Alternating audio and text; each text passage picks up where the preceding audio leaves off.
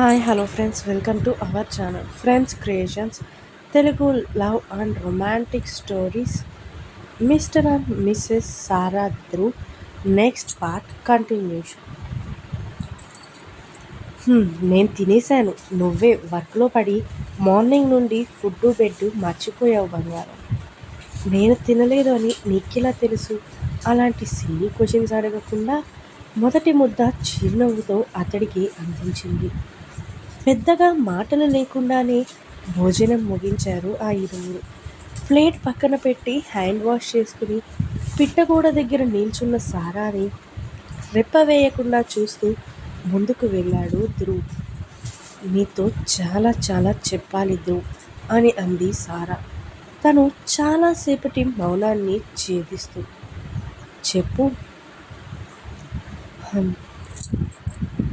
నల్లని దుప్పటి కప్పిన ఆకాశానికి వెలుగు పంచుతున్న వెన్నెల కాంతి ఇరువురి ముఖంపై పడి ఇంకా ఉన్నతంగా మారాయి. చిరుగాలికి రెక్కలు తొడిగి ఆడుతున్న ఆమె చున్నీ కొస అంచు ధ్రువ్ అరచేతిలో చిక్కుకోగా దానిని సుతారంగా ఆమె భుజం చుట్టూ కప్పి సారాకి అభిముఖంగా నిలబడ్డాడు. కొంచెంగా వంపు తిరిగిన కురులు సెలయేరుగా తుల్లిపడుతూ ఆమెకి కొత్త అందాన్ని ఇచ్చినట్టుగా అనిపిస్తుంటే ప్రసన్న వదనంతో చూస్తున్నాడు ధ్రువ్ సారాని. కేతన్ గురించి అడగవా అని సూటిగా ధ్రువ్నే చూస్తూ అడిగింది. అడిగే అంతగా ఏముంది సారా?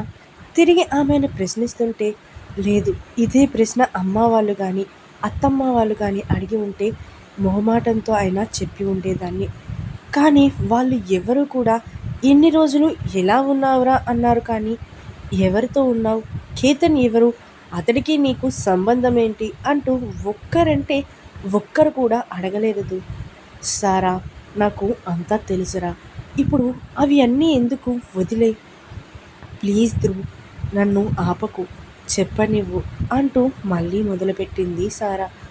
నీకు మన ఫ్యామిలీకి నా మీద ఉన్న నమ్మకం మిమ్మల్ని ఎవ్వరిని నా వైపు అటువంటి క్వశ్చన్ అడిగేలా చేయలేదు. కానీ అసలు ఏం జరిగింది అన్నది చెప్పవలసిన బాధ్యత అయితే నాకు ఉంది ధ్రువ్. ఇంచుమించు 3 సంవత్సరాల క్రితం గురించి, అంటే సారా ధ్రువ్ని వదిలి వెళ్ళిపోయాక కేతన్తో కలిసిన గతాన్ని సారా సాక్షిగా మారడానికి కూడా కారణం అతడితో చెబుతుంది. ఇది అంతా ఆమె వర్షంలోనే ఉంటుంది, గమనించగలరు. సారా, శివం సాక్షి వాళ్ళ ద్వారా కేతన్కి పరిచయం అవ్వడం, సారా వ్యక్తిత్వానికి ఫిదా అయిన ఆ కుటుంబం కేతన్తో సారాకి పెళ్లి చేయాలి అనుకోవడం, అది ఇష్టం లేని సారా అక్కడ నుండి వెళ్ళిపోవడం, ఇంతవరకు ముందు అప్డేట్స్లో చెప్పాను. ఆ తరువాత ఏం జరిగిందో ఇప్పుడు సారా వర్షంలో చదువుదాం, వచ్చేయండి మరి. కేతన్ గారితో పెళ్ళికి ఒప్పుకోలేదు అని నాతో సరిగా మాట్లాడకుండా పుల్లవిరుపు మాటలు మాట్లాడేది సాక్షి. కానీ రోజు రోజుకి మారుతున్న ఆవిడ ప్రవర్తన నాకు నచ్చలేదు. సాక్షి శృతిమించిన మాటలు శివం కూడా విని ఆమెను కోప్పడ్డారు. నా మూలంగా వాళ్ళ మధ్యలో గొడవలు నా వల్ల కాలేదు. అందుకే అక్కడ నుండి వెళ్ళిపోవాలి అని నిర్ణయం తీసుకున్నాను. అనుకున్నట్టుగానే శివం గారికి చెప్పేసి ఆయన వద్దు అని ఎంత వారించినా వినకుండా ఆ ఇంటి నుండి వెళ్ళిపోయాను. అక్కడ నుండి మళ్ళీ ఒంటరిదానిని అయ్యాననే ఫీలింగ్. గుండెల్లో నువ్వు, గుండెలపై నువ్వు కట్టిన తాళి ఆ టైంలో నాకు చాలా ధైర్యాన్ని ఇచ్చాయి. ఎక్కడికి వెళ్ళాలో, ఎలా బ్రతకాలో తెలియని పరిస్థితి. ఒక్కొక్కసారి చచ్చిపోతే బాగుండు అని కూడా అనిపించింది ధ్రువ్. కానీ నా తెగువు అందుకు సహకరించలేదు. ఏం చేయాలో తెలియక చెన్నై రైల్వే స్టేషన్లో కూర్చున్న నాకు ఓ పెద్దాయన కనిపించారు. ఆయనను నేను చాలాసార్లు శివం గారి హోటల్లో చూశాను. ఆయన ఓ వృద్ధాశ్రమం నడుపుతున్నారు. నన్ను చూసి జాలిపడ్డారేమో మరి, ఆయనతో రమ్మనమని పిలిచారు. దిక్కులేని వాళ్ళకి ఆ దేవుడే దిక్కంటారు కదా, అలా అనుకుని ప్రస్తుతం నేను నా పరిస్థితి చూసి ఆ దేవుడే ఈ మార్గం నాకు చూపించాడేమో అని నమ్మి ఆయనతో కలిసి వెళ్ళాను. 3 నెలలు ఎలా గడిచాయో కూడా తెలియదు ధ్రువ్. ఆ ఆశ్రమంలో అందరితోనూ నాకు మంచి స్నేహం ఏర్పడింది. కొంతమంది పిల్లలు ఉండి కూడా అనాథలు అయితే, మరికొంతమంది టైంకి కన్న తల్లిదండ్రులని చూసుకోలేక ఆ ఆశ్రమంలో వదిలేసి నెలకంతా డబ్బు పడేస్తున్నారు ధ్రువ్. ఎంత దారుణం అని అనిపించింది. కన్న తల్లిదండ్రికి మనం ఇచ్చే విలువ అదేనా? వాళ్ళు మనకు నేర్పించిన సంస్కారం ఇంతేనా? ఛీ! మనం చేసిన పాపమే మన కర్మఫలంగా మారి చచ్చి ఎక్కడో కాదు, బ్రతికి భూలోకంలో ఉండగానే అనుభవిస్తాము అంటారు కదా! మరి అలాంటప్పుడు కన్నవారిని పట్టించుకోలేని పిల్లలకి ఎటువంటి శిక్ష పడుతుంది అని ఆలోచించిన రోజంటూ లేదు ధ్రువ్. ఆ ఆశ్రమంలో ఉండగా 25 కని పెంచిన తల్లిదండ్రులకి విలువ ఇవ్వలేని కొడుకు రేపు వాడు కట్టుకున్న భార్యని, కడుపున పుట్టిన పిల్లలని ఎలా సాకగలుగుతాడు? ఇప్పుడు వీడు చెప్పినట్టే రేపు వాడి కడుపున పుట్టిన కొడుకు కూడా అలానే చేస్తే ఈ సంస్కృతి, సాంప్రదాయాలు ఏం కావాలి? అని ధ్రువ్ ఆవేశంగా అడుగుతున్న సారా చేతుల్ని గట్టిగా పట్టుకున్నాడు ధ్రువ్, కంట్రోల్ చేయడానికి అన్నట్టుగా. నెమ్మదిగా శాంతించిన సారా ఇప్పుడు పర్వాలేదు అన్నట్టుగా ధ్రువ్ వైపు చూసి మళ్ళీ చెబుతుంది. కానీ ఆ పెద్దవాళ్ళు మా పిల్లలే కదా! దూరం పెడితే ఏమైంది అని మనస్ఫూర్తిగా నిజాన్ని స్వీకరించారు. నిజంగా అప్పుడనిపించింది ధ్రువ్, తల్లి, తండ్రి పిల్లలపై చూపించే ప్రేమ కన్నా స్వచ్ఛమైనది ఏదీ కూడా ఈ లోకంలో లేదు అని. చాలా నెలలు అక్కడే హ్యాపీగా బ్రతికాను. వాళ్ళు అందరూ ఈ సారా మా బిడ్డ అంటే చాలా సంతోషంగా అనిపించేది. రోజులు అలా గడుస్తూ ఉండగా ఆశ్రమానికి ఓ సంస్థ మనీ డొనేట్ చేస్తానని ఆఫీస్కి వచ్చి చెక్ కలెక్ట్ చేసుకోమని చెప్పారు. ఆశ్రమం నడుపుతున్న పెద్దాయనకి హెల్త్ బాగోక లేకపోవడంతో ఆ చెక్‌ని నన్ను కలెక్ట్ చేసుకుని రమ్మని ఆయన నన్ను బ్రతిమిలాడారు. నేను ఇష్టం లేకపోయినా ఆయనని ఆ వయసులో ఇబ్బంది పెట్టలేక వెళ్ళాను. ఆఫీస్‌కి వెళ్ళడం, అక్కడ ఫార్మాలిటీస్ అన్నీ పూర్తి చేసుకొని, చెక్ కలెక్ట్ చేసుకుని ఆఫీస్ ఛాంబర్ నుండి బయటకి వస్తుండగా అక్కడ కేతన్ కనిపించాడు నాకు. ముందు తనని చూడలేదు. ఆయనే వచ్చి పలకరించారు. మాట్లాడాను. అప్పటికే అతడికి పెళ్ళయింది. మ్యారేజ్ పిక్ చూపించారు. కానీ అందులో నన్ను బాగా ఆకర్షించింది కృతిక్ గాడు. శివం సాక్షి కొడుకు.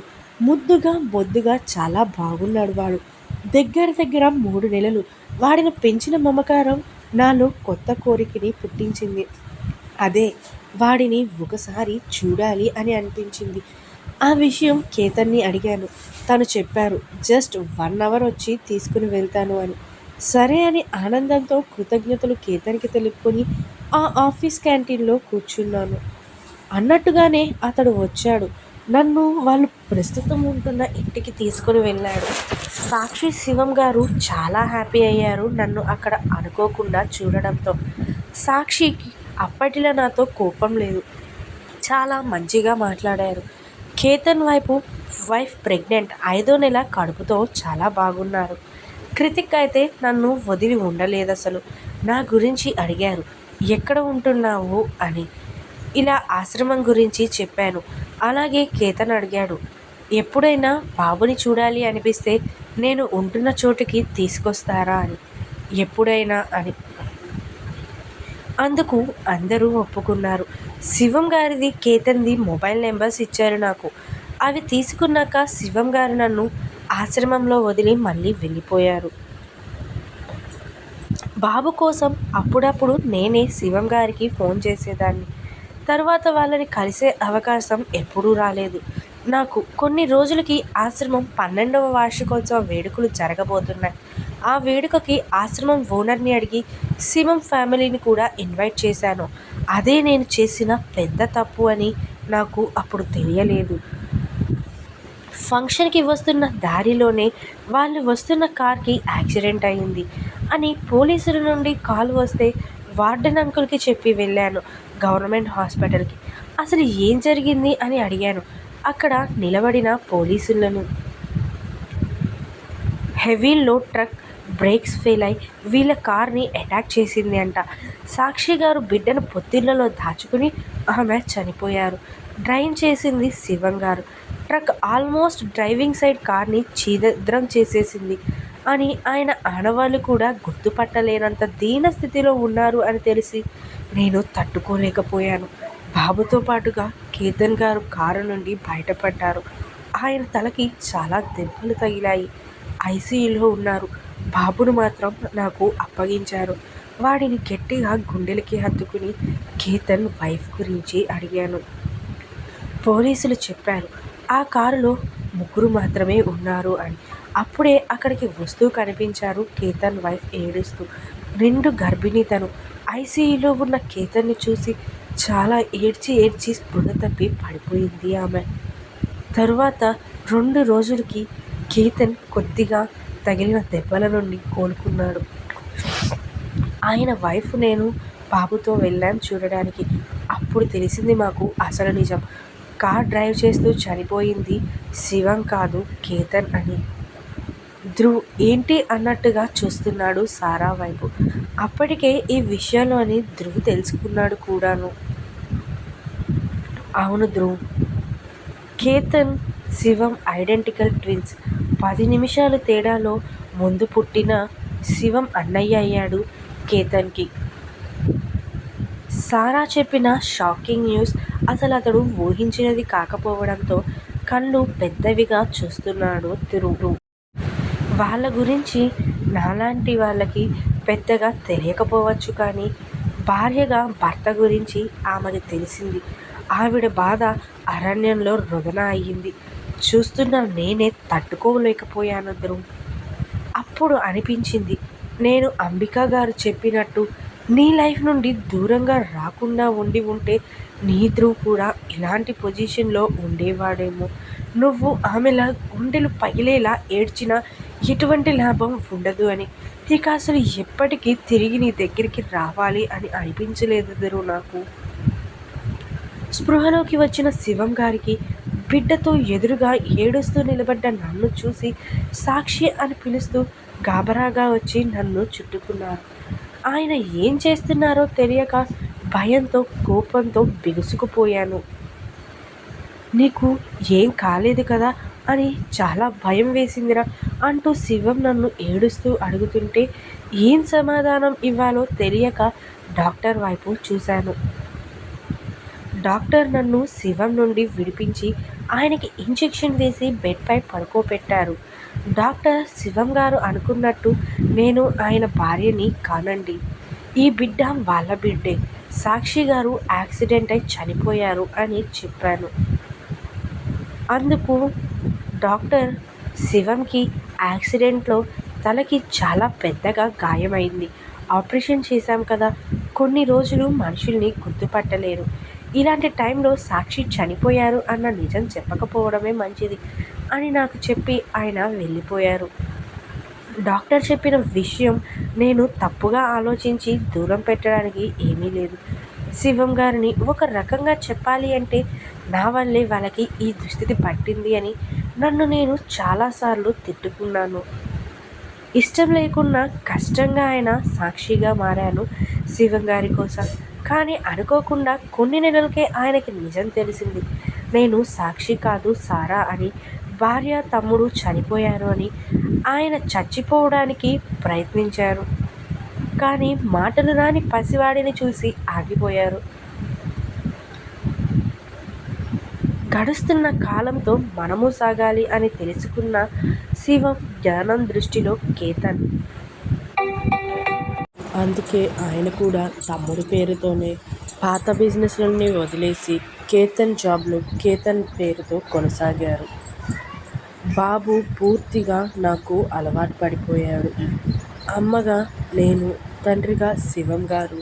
వాడిని పెంచుతున్న మాకు మేము సన్నిహితులుగా ఒకే ఇంట్లో మెదులుతున్న స్నేహితులుగా ఉండిపోయాము. ఇద్దరి మధ్య స్నేహంతో కూడిన చనువు తప్ప మరి ఏ ఇతర బంధం లేదు ధ్రువ్. కేతన్ భార్య అక్కడ ఉంటున్న చాలామందికి తెలియదు. శివం గారికి సాక్షి తప్ప మరో పేరు రాదు. నలుగురిలో నా ఐడెంటిటీ దాచేసి కేతన్ భార్య సాక్షిలా మారాను ధ్రువ్ అంటూ ఇన్ని రోజులుగా లోపల దాచిన ఏడుపు ఒక్కసారిగా బయటకి తన్నుకు వచ్చి ధ్రువ్ గుండెలను తడిపేస్తుంటే వీపును చుట్టి గుక్కపెట్టి ఏడుస్తున్న సారాని ఓదారుస్తున్నాడు ధ్రువ్. అతడి కన్నీటిని కంటి గడప దాటనివ్వకుండా చాలాసేపటి తర్వాత తనను తాను సముదాయించుకున్న సారా గువ్వలా అతడి బాహుబంధాలలో చాలా ఏళ్లకు ఇమిడిపోయింది. ఆమె హక్కుగా భావించి సారా తలని నిమురుతున్న ధ్రువ్ ఆమె నుదిటిన కిస్ ఇచ్చి ఆమెని అలానే ఎత్తుకుని రూమ్ వైపు నడిచాడు. ఎందుకు, ఏమిటి, ఎక్కడికి అని అడగాలి అనుకోలేదు సారా. ధ్రువ్ మెడవంపుల్లో మోము దాచి చేతులతో చుట్టేసింది. బెడ్ పై ఆమెను చేర్చిన ధ్రువ్ రూమ్ డోర్ లాక్ చేసి కళ్ళు మూసుకుని తల పక్కకు తిప్పి పొట్టపై చేతులు వేసుకున్న సారాని ఓ క్షణం తీక్షణంగా పరీక్షించి నెమ్మదిగా అతడి చేతులను ముందుకు పెట్టి, సారా